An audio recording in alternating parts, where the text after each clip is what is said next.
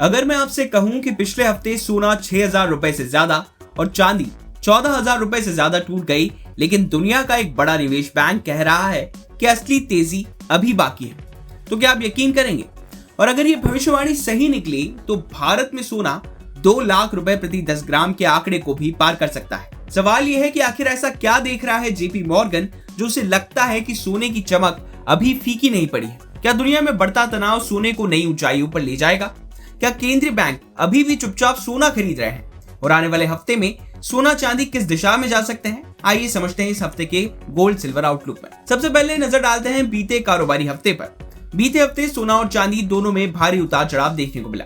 एक तरफ वैश्विक स्तर पर तनाव बढ़ रहा था, दूसरी तरफ निवेशक मुनाफा वसूली भी कर रहे थे। नतीजा ये हुआ कि पूरे हफ्ते में सोना करीब 6,400 रुपए और चांदी करीब 14,300 रुपए तक टूट गई। हालांकि हफ्ते के आखिरी कारोबारी दिन बाजार में तस्वीर थोड़ी बदली हुई नजर आई। राष्ट्रपति ट्रंप के ईरान के साथ संभावित शांति समझौते वाले बयान ने बाजारों में राहत का माहौल बनाया। इसका असर शेयर बाजार के साथ साथ कमोडिटी मार्केट में भी देखने को मिला। MCX पर सोना 147 रुपए की बढ़त के साथ 1,50,675 रुपए प्रति 10 ग्राम पर बंद हुआ। वहीं चांदी 418 रुपए चढ़कर 2,46,604 रुपए प्रति किलो पर पहुंच गई। कारोबार के दौरान सोना 1,51,000 रुपए और चांदी 2,47,000 रुपए के स्तर तक भी पहुंची थी। लेकिन अब सवाल है कि जब पिछले कुछ समय से सोने की रफ्तार धीमी पड़ी हुई है, तब आखिर जेपी मॉर्गन इतना बुलिश क्यों है? दरअसल दुनिया के सबसे बड़े निवेश बैंकों में से एक जेपी मॉर्गन का मानना है कि गोल्ड की लॉन्ग टर्म कहानी अभी खत्म नहीं हुई है।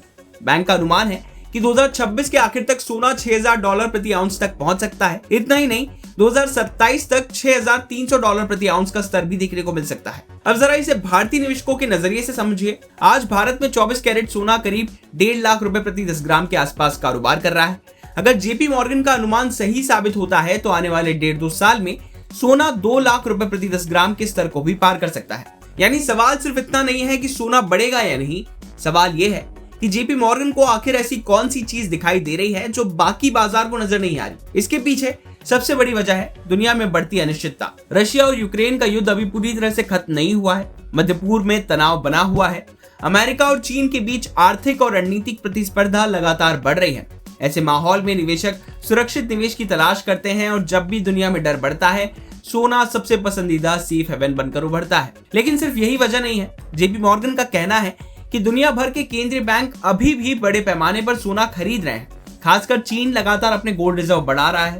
रिपोर्ट के मुताबिक 2026 की पहली तिमाही में चीन का गोल्ड इंपोर्ट 317 टन तक पहुंच गया, जो पिछली तिमाही के मुकाबले लगभग 3 गुना ज्यादा है। वहीं चीन का केंद्रीय बैंक भी लगातार सोने का भंडार बढ़ा रहा है। यानी एक तरफ आम निवेशक भले ही थोड़े सतर्क नजर आ रहे हों, लेकिन दुनिया के बड़े केंद्रीय बैंक अभी भी सोने पर बड़ा दाव लगा रहे हैं। जेपी मॉर्गन का मानना है कि महंगाई का खतरा, बढ़ता सरकारी कर्ज, भू राजनीतिक तनाव और डॉलर को लेकर बढ़ती चिंताएं, ये सभी फैक्टर आने वाले वर्षों में सोने को मजबूत सपोर्ट दे सकते हैं। हालांकि बैंक ने एक चेतावनी भी दी है। उसका कहना है कि शॉर्ट टर्म में सोना दबाव में रह सकता है। अगर अमेरिकी फेडरल रिजर्व ब्याज दरों को लंबे समय तक ऊंचा रखता है या महंगाई के खिलाफ और सख्त कदम उठाता है तो सोने में कुछ समय तक उतार चढ़ाव देखने को मिल सकता है। लेकिन लॉन्ग टर्म तस्वीर अभी भी काफी मजबूत दिखाई दे रही है।